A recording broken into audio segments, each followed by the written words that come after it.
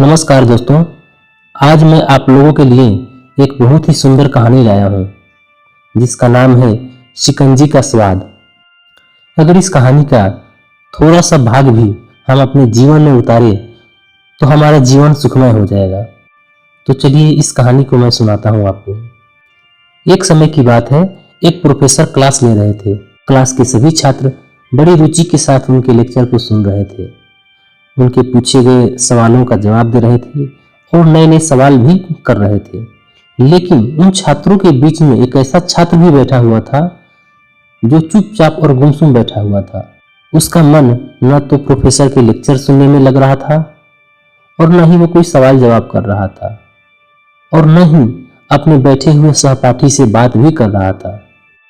Professor ने पहले दिन ही उस छात्र को नोटिस कर लिया था, लेकिन वो कुछ बोले नहीं।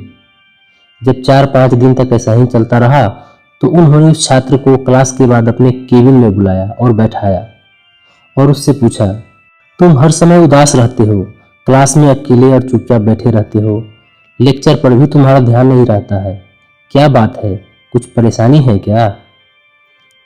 ऐसा पूछने पर छात्र हिचकिचाते हुए बोला, मेरे अतीत में कुछ ऐसा घटना हुआ है जिसकी वजह से मैं परेशान रहता हूँ, मुझे समझ नहीं आता मैं क्या करूं।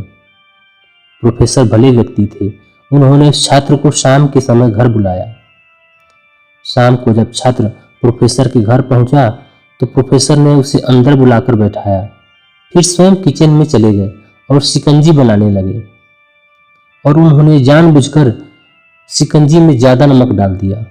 फिर किचन से बाहर आकर शिकंजी का गिलास देकर कहा, ये लो शिकंजी पियो।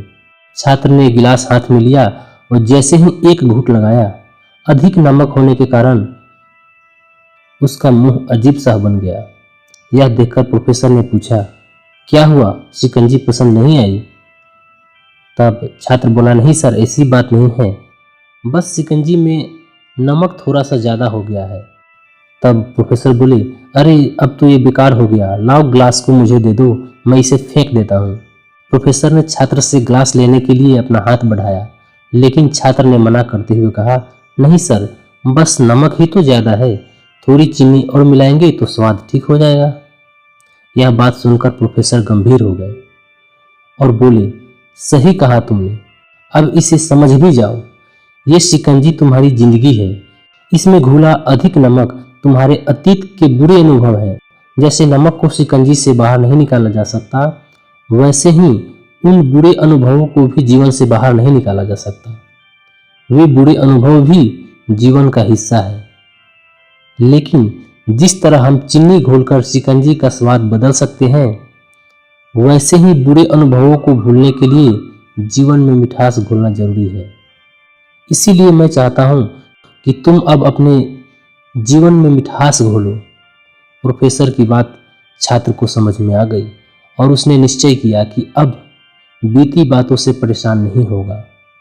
वैसे ही हमें भी अपने जीवन में सीख लेनी चाहिए। जीवन में अक्सर हम अतीत की बुरी यादों और अनुभवों को याद कर दुखी होते रहते हैं।